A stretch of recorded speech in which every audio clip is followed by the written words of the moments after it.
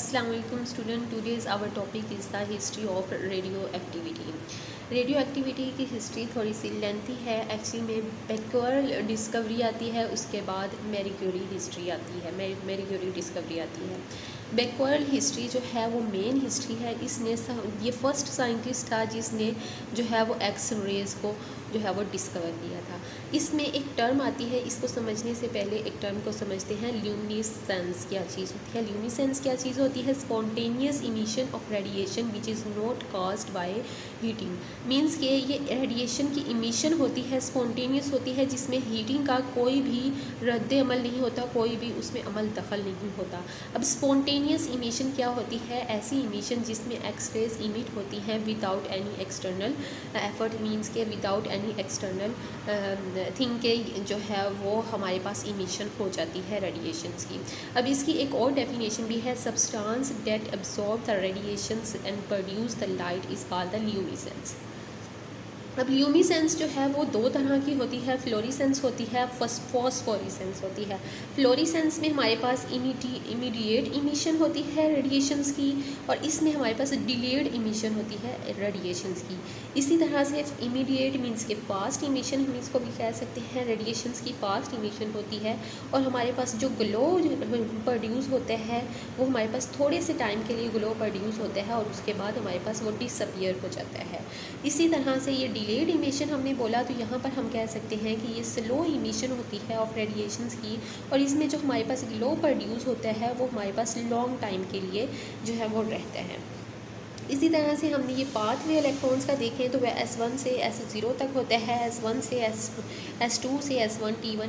अब यहाँ पर अगर हम इसकी एग्जांपल देखें तो एग्जांपल हम इस तरह से ले सकते हैं कि फॉर एग्ज़ाम्पल किसी भी चीज़ के ऊपर यूवी लाइट पड़ती है तो वो थोड़ी देर के लिए हमें ग्लो प्रोड्यूस करती है, फास्ट ग्लो देती है, और थोड़ी देर के लिए वो ग्लो देती है, तो वो क्या होती है? वो फ्लोरिसेंस है। और अगर किसी चीज़ के ऊपर यूवी लाइट पड़ती है, वो ख़त्म हो जाती है यूवी लाइट पड़ के, लेकिन वो थोड़ी देर तक हमें जो है वो ग्लो देती रहती है, तो वो क्या? फॉर एग्ज़ाम्पल हमारे पास वॉच हो गई, या फिर हमारे पास बल्ब हो गया, वो थोड़ी देर बाद तक वो जलता रहता है, या फिर हमारे पास क्या हो गया? क्लॉक हो गया। ओके, नेक्स्ट मेन हम अपनी बेक्वेरल डिस्कवरी पर आते हैं। बेक्वेरल डिस्कवरी है क्या कि ये फर्स्ट साइंटिस्ट था जिसने एक्स रेज़ को जो है वो डिस्कवर किया था। एक्स रेज़ को डिस्कवर किया था, इसका नाम क्या था? WC रोइंटन। WC मीन्स के विलियम कॉनवर्ड रोइंटन। यहाँ पर नाम लिख देते हैं, विलियम कॉनवर्ड रोंचन इसका नाम था। डेट प्रोड्यूस द फ्लोरिसेंस, इसने फ्लोरिसेंस को प्रोड्यूस किया था। फ्लोरिसेंस हमने पीछे टर्म देखी है कि फ्लोरिसेंस क्या चीज़ होती है। In the glass wall of x-ray tubes. अब हेनरी बेक्वेरल जो है वो अपने फादर और ग्रैंडफादर से इसने जो है वो इस चीज़ में इंटरेस्ट पैदा किया। इसके फादर का नाम था एडमंड बेक्वेरल। अब इसके फादर ने वर्क क्या किया था? उसने फॉस्फोरेसेंस पर वर्क को स्टडी किया था, यूरेनियम साल्ट के फॉस्फोरेसेंस को जो है वो उसने स्टडी किया था। अब हेनरी बेक्वेरल का वर्क क्या था? इसने अपना जो फर्स्ट वर्क रिपोर्ट किया था वो क्या था? 24 फरवरी 1896 में फर्स्ट अपना काम जो है वो रिपोर्ट किया था। इसने प्रिपेयर किया पोटाशियम यूरेनाइल सल्फेट, उसका फॉर्मूला हमारे पास ये होता है जिसमें 2 वाटर के मॉलिक्यूल्स भी होते हैं। इसने नोटिस किया कि फॉस्फोरेसेंस जो है वो प्रोड्यूस होती है, और जो कि एक्साइटेड होती है बाय द यूवी लाइट के ज़रिए। अब हम ये देखते हैं, इसके बाद फर्दर साइंटिस्ट ने भी इसके ऊपर काम किया। हम ये देखते हैं कि इसने अपना फर्स्ट एक्सपेरिमेंट मैंने बताया कि कब किया? 24 फरवरी 1896 में हेनरी बेक्वेरल ने रिपोर्ट किया अपना पहला एक्सपेरिमेंट। इसने ये किया कि यूरेनाइल डबल सल्फेट के ऊपर जब उसने ब्राइट सनलाइट जो है वो फॉल करवाई, एक्चुअली में ये क्या चीज़ है? ये फॉस्फोरेसेंस मटेरियल ही है। जब इसके ऊपर ये ब्राइट लाइट फॉल होती है तो वो पेनिट्रेट करती है ग्लास पेपर को, और जो है वो ब्लैक पेपर को, ये ग्लास पेपर को पेनिट्रेट करती है, और हमारे पास ब्लैक एंड फोटोग्राफिक प्लेट देती है। अब इसकी मेन चीज़ क्या है कि ये देखें, यहाँ पर है फोटोग्राफिक फ़िल्म है, इसके ऊपर इसको ब्लैक पेपर के साथ इसने जो है वो रैप कर दिया, किसको, फोटोग्राफिक फ़िल्म को। जब इसके ऊपर फॉस्फोरेसेंट साल्ट इसके ऊपर फॉल करवाया गया तो उसने थोड़ी देर के बाद देखा कि फ़ोटोग्राफिक फ़िल्म के ऊपर तो कोई भी इफ़ेक्ट ही नहीं हुआ। फ़ोटोग्राफिक प्लेट वैसे की वैसे रही, इसके ऊपर कोई भी इफ़ेक्ट नहीं हुआ। कब? जब उसने इसके ऊपर फॉस्फोरेसेंट साल्ट जो है वो फॉल करवाया। इसका मतलब ये हुआ कि फॉस्फोरेसेंट साल्ट जो है वो वर्क नहीं करता। उसने यही समझा था कि फॉस्फोरेसेंट साल्ट जो है कोई एक्सरे होगा। एक्सरे क्या करती है, वो किसी भी चीज़ के ऊपर अंदर पेनिट्रेट कर जाती है। ऐसे ही एक्सरेज हमारी बॉडी के अंदर भी पेनिट्रेट कर जाती हैं। उसने यही समझा था कि ये भी कोई एक्सरे ही होगी है जो कि इसके अंदर पेनिट्रेट कर जाएगी। लेकिन उसने ये देखा कि ये फॉस्फोरेसेंट साल्ट फोटोग्राफिक फ़िल्म के अंदर पेनिट्रेट नहीं किया, मींस के it could not penetrate, means के फॉस्फोरेसेंट साल्ट जो है वो एक्सरे की तरह से वर्क नहीं करता। इसके बाद इसने बहुत सारे एलिमेंट्स को जो है वो यूज़ किया, इसके ऊपर फॉल करवाता रहा डिफरेंट एलिमेंट्स को, हत्ता कि एक्सीडेंटली उसने एक दिन जो है वो यूरेनियम साल्ट को जो है इसके ऊपर फॉल करवाया। तो उसने देखा, मतलब कि उसने वैसे ही काम किया कि फ़ोटोग्राफिक फ़िल्म की उसको ब्लैक पेपर के साथ रैप किया और उसके ऊपर यूरेनियम साल्ट को रैप फॉल करवाया। तो उसने देखा कुछ देर के बाद कि जो फ़ोटोग्राफिक फ़िल्म थी वो ब्लैक होना शुरू हो गई, मीन्स के ब्लैक एंड होना शुरू होगी। उसने ये देखा कि it means uranium salt must penetrate the black pepper. उसने ब्लैक पेपर को पेनिट्रेट किया और फिर फोटोग्राफी फ़िल्म के अंदर भी ब्लैक एंड पेपर जो है वो शो किया।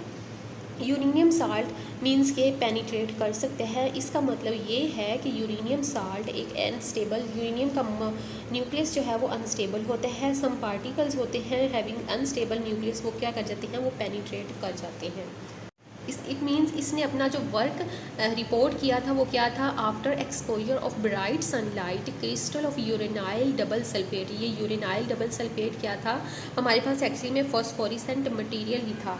वो क्या, जब इसने इसके ऊपर bright sunlight uranyl double salt के ऊपर ब्राइट सनलाइट को फॉल करवाया तो जब इसे पेनिट्रेट कर गया ब्लैक पेपर और फिर ग्लास को भी पेनिट्रेट कर दिया, दूसरे सब्सटेंसेस को भी पेनिट्रेट कर गया, तो उसने क्या किया कि फ़ोटोग्राफिक फ़िल्म जो क्या कर दिया, ब्लैक एंड कर दिया। एक्चुअली में ये जो है वो एक फ्लोरेसेंट मटेरियल ही था, इसको यूरेनियम मटेरियल भी हम कह सकते हैं। उसने क्या किया कि ही रिपीटेड द सेम प्रोसेस। उसने पहले सिर्फ ब्राइट सनलाइट को यूज़ किया था, अब उसने कहा कि सिर्फ ब्राइट सनलाइट को यूज़ करके ही नहीं, हम डार्क भी करते हैं, डिम लाइट को भी यूज़ करते हैं, सनलाइट नहीं आएगा, डार्क भी यूज़ करते हैं, डिम लाइट को भी यूज़ करके देखते हैं क्या होता है। तो उसने रिज़ल्ट में क्या देखा कि after penetrating the black and photographic film was gained and पे उसे जो है वो हर तरह से भी इसको यूज़ करके भी, इसको यूज़ करके भी और इसको भी यूज़ करके उसे सिर्फ black and photographic film he gain हो रही थी। उसने ये कंक्लूड किया कि this process totally depends upon the uranium के कंटेंट पर, ये डिपेंड करता है, किसी भी फॉस्फोरेसेंट मटेरियल पर जो है वो डिपेंड नहीं करता है। He thought that the phosphorescent material में भी एक्सरे, उसने पहले यही सोचा था कि एक्सरे ही हो सकता है, लेकिन इसका ये कंक्लूजन जो है वो रॉन्ग साबित हुआ। बाद में उसने ये देखा कि कोई भी, ये टोटली डिपेंड करता है उसके यूरेनियम कंटेंट पर, ना तो किसी के टेम्परेचर पर डिपेंड करता है, ना प्रेशर पर डिपेंड करता है, ना ही ह्यूमिडिटी पर डिपेंड करता है। ठीक हो गया। अब जब बेकर्ल वो काम कर रहा था तो उसी दौरान में पेरी और मैरी क्यूरी जो कि हस्बैंड वाइफ हैं, इन्होंने 2 नोबेल प्राइज़ भी गेन किए इस एक्सपेरिमेंट पर।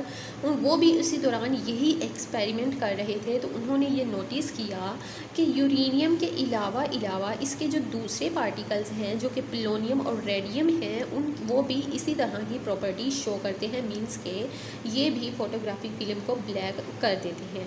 They also called this phenomena, उन्होंने इस फिनोमेना को क्या नाम दिया, रेडियो एक्टिविटी का नाम दिया, रेडियो एक्टिविटी आएगा। ठीक है, यहाँ पर उन्होंने इस फिनोमेना को रेडियो एक्टिविटी का नाम दिया। एक्चुअली में रेडियो एक्टिविटी होती क्या है, रेडियो एक्टिविटी एक न्यूक्लियर फिनोमेना है जिसमें स्पॉन्टेनियस इमिशन होती है पार्टिकल्स की फ्रॉम अनस्टेबल न्यूक्लियस है, और हमें जो है वो स्टेबल न्यूक्लियस गेन हो जाता है। ये देखें, ये यूरेनियम 23492 का एक अनस्टेबल न्यूक्लियस है जो कि पार्टिकल्स की इमिशन करने के बाद हमें जो है वो स्टेबल न्यूक्लियस देता है, गेन का हो जाता है हमें। अब स्पॉन्टेनियस इमिशन क्या है, ये एक्सरेज को इमिट करता है automatically without any external force. अब यहाँ पर मैरी क्यूरी ने ये ऑब्ज़र्व किया कि सम नेचुरल यूरेनियम ओर्स, अब और क्या चीज़ होती है, वह some natural uranium ores even more radio active होते हैं दैन द प्योर मिनरल से। अब यहाँ पर दो टर्म यूज़ हो रही है, मिनरल एंड ओर। मिनरल क्या होती है, कोई भी इम्प्योर मेटल हमारे पास जो होती है वो हमारे पास मिनरल कहलाती है, जबकि और हम किसे कहते हैं, the mineral of metal from which the extraction of metal is easy, जिसमें से हम किस आसानी के साथ कोई भी मेटल को एक्सट्रैक्ट कर सकते हैं, वो हमारे पास क्या होती है, वो ओर होती है। अब नेक्स्ट हमारे पास इसी में ही एक टर्म यूज़ हो रही है जिसे हम पिच ब्लेंड कहते हैं। पिच ब्लेंड एक्चुअली में क्या चीज़ है, एक डार्क थिंग है जो कि ऑलमोस्ट ब्लैक और भी हम इसे कहते हैं, जिसके अंदर 75% U3O8 प्रेजेंट होता है। उन्होंने ये किया कि पीच ब्लेंड के साथ जो है वो fractional crystallization, repeated fractional crystallization of chlorides की, फ्रैक्शनल डिस्टिलेशन की, रिपीटेड फ्रैक्शनल डिस्टिलेशन करते रहे यहाँ तक कि उन्होंने रेडियम का एक साल्ट जो है वो गेन कर लिया, जिसे हम रेडियम क्लोराइड कहते हैं। और यहाँ पर जब रेडियम का साल्ट गेन हुआ तो वो 225 AMU मीन्स का इसका एटॉमिक मैस इतना था। उसके बाद उन्होंने बार बार यही काम किया तो उन्होंने दूसरा जो है वो 226.5 AMU जो है वो गेन की, ये यील्ड गेन की, पहले ये थी अब ये थी, मीन्स कि उसने जो यील्ड की बेस्ट वैल्यू गेन की 0.2% बेस्ट वैल्यू उसने गेन कर ली, लेकिन ये बहुत ही कम यील्ड थी। रेडिएशन प्रोड्यूस्ड, इसके अंदर जो रेडिएशन प्रोड्यूस उन्होंने हीट प्रोड्यूस की वो 100 कैलोरीज पर आवर पर ग्राम ऑफ रेडियम के हिसाब से 100 कैलोरीज पर आवर, एक घंटे के हिसाब से उसने 100 कैलोरीज पर ग्राम जो है वो प्रोड्यूस की। रेडिएशंस, अब इन रेडियो एक्टिविटी मेनली 3 टाइप्स के उसमें डीकेज होते हैं। फर्स्ट डीके जो होता है वो अल्फ़ा डीके होता है जिसे हम पॉजिटिव डीके कहते हैं, दूसरा बीटा डीके होता है जिसे हम नेगेटिव डीके भी कहते हैं, और जो है गैमा होता है जिसे हम न्यूट्रल डीके भी कहते हैं। अब मैरी क्यूरी हस्बैंड वाइफ ने जो एक्सपेरिमेंट किए थे उन्होंने उससे जो गेन हुआ उसको नाम दिया इलेक्ट्रोमीटर का नाम दिया था। इलेक्ट्रोमीटर एक्चुअली में रेडिएशंस को क्या करता है, वो डिटेक्ट कर लेता है। तो मींस कि रदरफोर्ड ने जो एक्सपेरिमेंट किया उसने इलेक्ट्रोमीटर ही को यूज़ किया, क्योंकि ये रेडिएशंस को डिटेक्ट कर लेता था। रेडिएशंस इसमें पास हुई फ्रॉम द एलुमिनियम फॉइल को यूज़ करते हुए, उसने इलेक्ट्रोमीटर को यूज़ करते हुए रेडिएशंस को पास किया। अब ये जो है फॉर एग्जांपल एक एलुमिनियम की एक फॉइल है, अब इसमें जो रेडिएशन अब्जॉर्ब हुई है एट 100 सेंटीमीटर पर, उन्हें हमने अल्फ़ा का नाम दिया। जो रेडिएशन अब्जॉर्ब हुई मोर देन द 100 सेंटीमीटर, उन्हें हम बीटा का नाम दिया। और जो टोटली रेडिएशंस अब्जॉर्ब होगी और मूव कर गई आउटसाइड द एलुमिनियम फॉइल से, जो मूव कर गई हैं, उन्हें गैमा का नाम दे दिया। ये रेडिएशंस जो टोटली डिपेंड कर रही थी म्यू पर, डी पर और ई पर। एक्चुअली में म्यू क्या है, एब्जॉर्प्शन कोफिशिएंट है, ई एब्जॉर्प्शन इफेक्ट है, और ये क्या है, डिस्टेंस है। यही फार्मूला है, एब्जॉर्प्शन इफेक्ट, एब्जॉर्प्शन कोफिशिएंट, और ये क्या है, इनका डिस्टेंस है।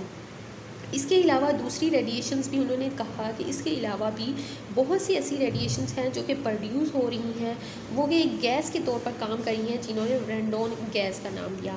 ये रेडिएशन प्रोड्यूस होती रहती हैं, इवन के -150 डिग्री सेंटीग्रेड पर भी ये रेडिएशंस प्रोड्यूस होती हैं। With the passage of time ये पार्टिकल्स जो हैं वो इन पार्टिकल्स की प्रॉपर्टीज़ चेंज होती रहती हैं। इन्हें इन्होंने एक्टिव एटम का नाम दिया। ये डिस्कवर हुआ इन 1908 में। आफ्टर 8 ईयर्स उन्होंने ये देखा कि एटम्स जो है वो चेंज नहीं होता, बल्कि न्यूक्लियस जो है उसकी ट्रांसमिशन होती रहती है। इसीलिए उस सारे प्रोसेस को उन्होंने एंड पे क्या नाम दिया, न्यूक्लियर ट्रांसमिशन का नाम दिया। इस सारे प्रोसेस में एटम चेंज नहीं होता, लेकिन न्यूक्लियस की ट्रांसमिशन होती रहती है, क्योंकि न्यूक्लियस जो होता है वो अनस्टेबिलिटी से पार्टिकल्स को इमिट करके स्टेबिलिटी जब गेन कर लेता है, मींस के न्यूक्लियस की ट्रांसमिशन होती रहती है, वो न्यूक्लियर ट्रांसमिशन का नाम दिया।